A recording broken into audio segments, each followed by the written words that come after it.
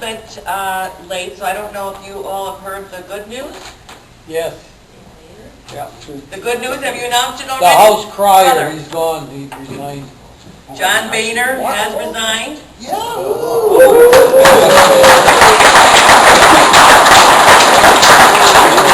House Speaker, they're dropping like flies. We like to see this, don't we? Absolutely. So that's the best news I have this morning. How did So you get to break that? look at that. Oh, sorry. Sorry, brother. But this is just so exciting. You know, and it's been an exciting week for us with these guys dropping like this, don't you think? I think so. But I'm really happy to be here with you today, machinists. I am very lucky because I get to spend a lot of time with machinists. I get to spend a lot of time with Phil Neuenfeld, who you know and love. And so I'm pretty lucky in that way, and I'm really very happy to be here with all of you on really this momentous occasion.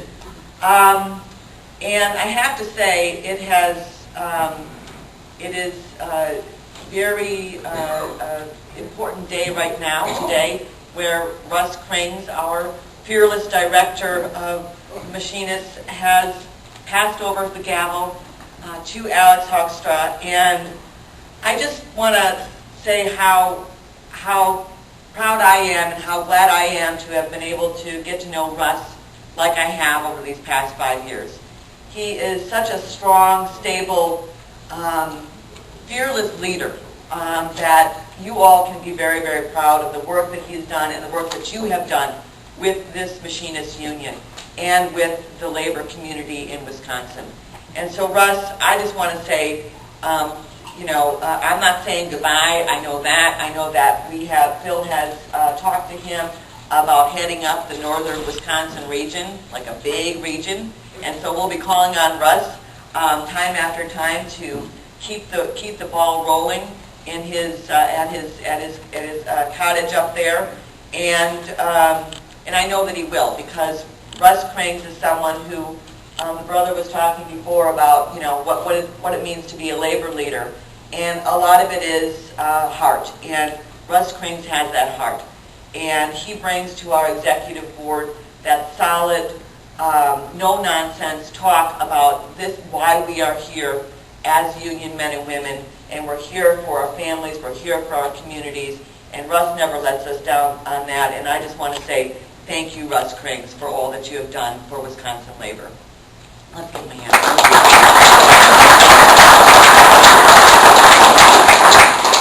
And to Alex, congratulations. It is really great to see that this union, which is so vibrant, that you are going to be taking over the gavel and the reins and really leading this great union forward. And really, it is you guys. Sometimes you don't know it, but you guys are a shining example of what it means to be one tough, good union. I mean, I am so proud of the stories that I've heard over the last couple of days and, of course, over the years. But when they came after us, when they came after you, you fought back. When they said, we're going to take right to work and we're going to tell your members that you don't have to be members, what did you guys do? You organized. You fought. And what did those members say when you asked them to sign up and they didn't have to sign up? They said, union, yes. Time after time, ask after ask, your members stood with you as a union. And you should be very, very proud of that. And you are an example to other unions in the state. And I know that, brothers and sisters, we're gonna all do this together. Am I right? Right. As Phil Neuenfeld would like to say. And it is because, we know how important our union movement is. We know that we are the foundation that has built the American middle class. We know that we are the foundation that has built strong families and strong communities. And what you do every day, wake up and negotiate those good contracts, increase the wages for your members, increase the stable benefits for your members. That is building an organization that has a voice in the workplace that makes sure that there is some fairness in this economy. Because without us, without you, there would be no fairness in this economy. And let's make no mistake about that. Because those who want everything, they want to take everything and they want to leave nothing else for us behind. And for that, we say no. And so, really, I would say loud and clear that we shall not ever be shy about being union proud. Because we are here, we're loud, we're proud, and we are union. Right? Right. So, it really is and talking about all those things that we do as union leaders and as stewards and as union members, we also are creating the family that we need, the group that we need to stick together. And just last night I was speaking with Corey, where's Corey? Corey from 1916, and he said, you know, and this was such a great quote, he said, we don't have half a chance if we don't stick together. If we don't stick together, we don't have half a chance. And that is so very true. And he told me that his dad had worked at GE, and he's been working there for quite a few years as well, and that this union is not just about the wages and working conditions, which are all very, very important. They build that solid foundation for us. But it's also about our families.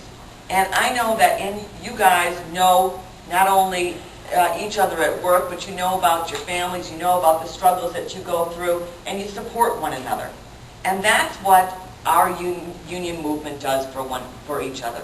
We support each other in the workplace, and in the larger union movement, we support each other on the streets and in Madison and in our communities. And we should feel very, very proud of that, and I certainly do.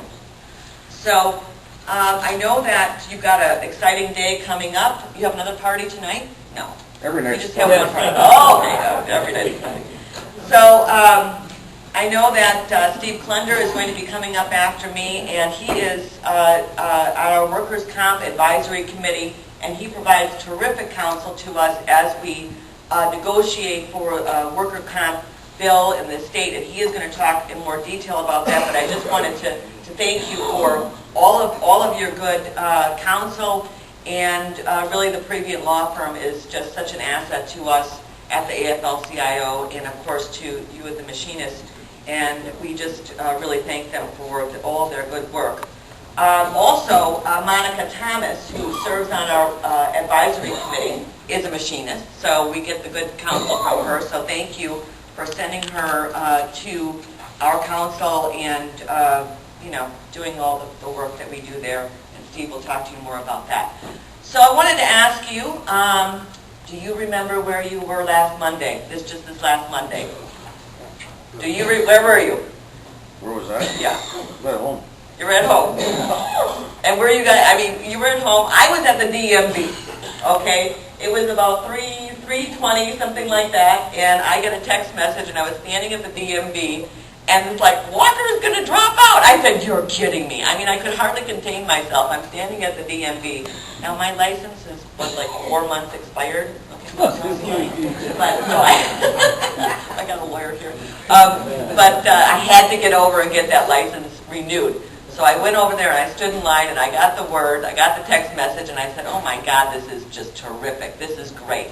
So I started talking to the people in line, and they were all just thrilled too. I talked to all the people that were working at the DMV, and they said, it's about time. Now I don't have to move to the moon. This is terrific. You know what he did to us? And it was just this jubilation, really. And, you couldn't miss what happened and how important that was, because that giant thud of Walker Airline 2016 collided and cratered at the Madison Hotel at 5 o'clock when he gave that announcement. And when they recover that black box from that crash, there's going to be lots of evidence to explain how Scott Walker went from hero to zero in just 70 days. And there was plenty of pilot error, changing positions on key issues multiple times in just a few days, comparing peaceful demonstrators, that would have been us, right? Comparing peaceful demonstrators to ISIS. Russ, where's your sticker? Where's the sticker? Here's the sticker, Alex. Have you shown everybody this yet? Wall builders or Walker. Keep those This is crazy. Who talks like this? I mean, the guy just wasn't up for prime time at all. And the list goes on and on. But what really turned Mr. Unintimidated into the captain of the Titanic was a navigation error. Scott Walker badly misjudged where he was in relation to the rest of America. He really, really did. Because, and you heard about this yesterday from Phil Neuenfeld, in the Gallup poll last August, or just this last month, almost 60% of people said they had a favorable opinion of unions. Okay? That is up from just 48% just a few years ago. And so that's not, and the majority of people in that poll say that they want union influence to grow even stronger. Okay? So we're popular. Okay? Just remember that. We are popular. So, but that's not good news for a one-trick pony whose only trick is union busting. And so in the final days of his campaign, having embarrassed himself on foreign policy, and you know what he did on that, the economy and other issues, seeing his numbers tanking, Scott Walker tried to do an encore of the anti-labor tune that brought him his 15 minutes of fame, and this time for a national audience. Remember this? He said he'd pull Act 10 on federal workers. Okay? Remember that speech in Las Vegas that he made? Eliminating the ability, he wanted to eliminate the ability of federal workers to collectively bargain. He promised to enact a national right to work law. And he even said that he would eliminate the National Labor Relations Board. And all that may be music to the ears of his billionaire backers, but for the majority of the Americans, the majority of working Americans, he was way off key. And so maybe Scott Walker should get off the phone with the Koch brothers, get off the phone with Sheldon Adelson long enough to listen to what Americans are saying. Okay? And you know what? But he didn't. And he didn't. Did he learn from his failure? Did he learn from the fact that that he went from whatever 17% to 0.5%, and that nobody wanted to hear about how he wanted to crush American workers? Well, no, he didn't, because yesterday, and it was just yesterday, right? Today's Friday, yesterday was Thursday, it's hard to keep up. But yesterday morning, he made an announcement that he wants to now come after the civil service rules in Wisconsin. Can you believe this? Yes. I mean, he has failed at this, running for president, wasting all of this money, coming after workers. The American public has resoundingly said, no thank you, Scott Walker. We don't want your union busting tactics, but he has not learned, and he won't learn. So he wants to now come after civil service rules in Wisconsin. And what are these rules there to protect? It's there to protect public workers or public jobs from cronyism and corruption. Because without civil service rules, who picks who for the job, right? It's the politician that gets elected that picks their brother or the guy that gave them, campaign cash and their son needs a job, or somebody who's been fired 10 times before but really needs a job because he comes from the right people that gave that candidate money. That is about cronyism and corruption, and that's what civil service rules protect us against. But Scott Walker, who wants to consolidate his power, that doesn't want to play by the Democratic rules, what does he want to do? He wants to hire whoever he wants to hire, without having some tests, so that it's, because what we should have for government workers is it should be what you know and not who you know, right?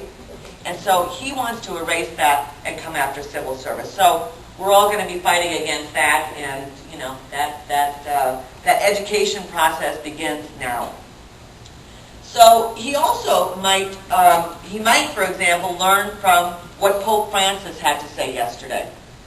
And he talked about the role of politicians in his speech just yesterday. And he reminded them that it is their responsibility to, and I quote, defend and preserve the dignity of your fellow citizens in the tireless and demanding pursuit of the common good.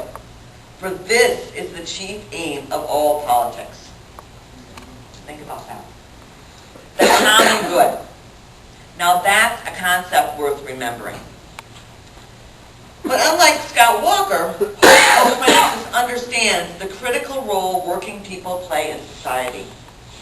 in that same speech, and I don't know if you had a chance to hear the speech yesterday, but in that same speech, he described us, working people, as, quote, many thousands of men and women who strive each day to do an honest day's work, to bring home their daily bread, to save money, one step at a time, to build a better life for their families. These are the men and women who are not concerned simply with paying their taxes, but in their own quiet way sustain the life of society. They generate solidarity by their actions, and they create organizations which offer a helping hand to those most in need. So, for someone who tries to project being a regular guy, Mr. Cole, Scott Walker, sweater guy, he sure has a hard time understanding what Pope Francis had to say. And Scott Walker's blind spot, his inability to see working people, working families as the rock on which our nation is built, is what brought his brief campaign to an abrupt end. Brothers and sisters, we know that America works best when Americans work together. That's what our union movement is all about. But what does Scott Walker think when he sees workers standing together? He sees threat, and he sees danger. He sees crisis. Remember the name of that book, that Tea Party book that his publishers published in his name? I'm sure he didn't write it. Unintimidated. Unintimidated. So he's unintimidated. Okay, that's great. The question is, why would an elected official ever be intimidated by the people he is elected to serve? The answer is simple. We're not the people he's here to serve. The people whose interests politicians like Scott Walker are looking out for are the ones that want to divide and conquer us. Divide and conquer. The very opposite of what unions are all about. Brothers and sisters, the thing that those would-be dividers and conquerors most fear, the kryptonite of those 1%ers, is the power that we hold in our hands. Solidarity. Because solidarity can withstand the worst they can throw at us. And no one knows this better than machinists. When Walker and his allies in the legislature forced right to work on us, our brothers and sisters at places all across this state, in machinist shops all across this state, looked them straight in the eye and said, "Not in our house." You closed ranks, you stayed strong for your union, and like the song says, we shall not be moved. We shall not be moved because unlike those who are driven by greed and self-interest, we fight for something bigger than ourselves. We shall not be moved because our fight is the fight for justice. We shall not be moved because we understand that an injury to one is an injury to us all. And as a people, we cannot move forward by leaving our brothers and sisters behind. There's a word in German some of you may know. This is Wisconsin after all. And that word is Schadenfreude. It means taking pleasure in the misfortune of others. Well, seeing on Monday what happened on Monday, then many of you are on social media, right? You're on Facebook, all of you, Twitter, or just watching the news, or just talking to your friends on the phone. People were celebrating like never before, and they had a lot of clever things up there, and I'm sure you all have your favorite memes that you've seen, and favorite things that people have said. And, you know, you guys talked about it a little bit last night, but I'm not going to repeat it. But people accused us in the labor movement of Schadenfreude, okay? But you know what? After all that we've been through in the past few years, who could blame us? Event is more than that. It is a recognition deep in our hearts that America has not lost her way. Working people across this nation took a good look at Scott Walker and everything that he had to offer, and they responded with a clear and resounding no thank you. Brothers and sisters, our fight is not over. The truth is, it never will be. The powerful few will always try to take more than their fair share from the hardworking many. But here in America, we're not ready to take that line down. Our fathers and our mothers and their fathers and their mothers and countless working people before us refused to surrender. Despite long odds and many challenges they faced, from crooked politicians to Pinkerton bullets, they kept the faith in each other and the possibility of what we can do together.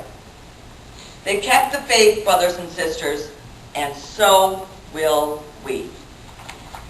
In the days ahead, pundits will offer many explanations about why Scott Walker failed on the national stage. I believe it comes down to this. America is beginning to remember what made us great. Our nation wasn't built by billionaires. It was built by bricklayers. Not by millionaires, but by machinists. Our true strength doesn't come from the few in the corporate boardrooms. It flows from the millions of kitchen tables and neighborhood bars, and yes, union halls. Our neighbors across the backyard fence and across the nation are remembering what we've never forgotten. America has always rested securely on the shoulders of the working men and women who show up each day and get the job done. Brothers and sisters, Scott Walker failed because he's on the wrong side of history. And people are beginning to understand that attacks on worker rights only weaken our nation. They're turning to the union movement to bring balance in our economy and keep the American dream alive. Are we up for it? Yes. Yes. Are we up for it, machinists? Yes. Great. Because I know that we are, and I can't wait to get out there and show them with you. Solidarity, brothers and sisters.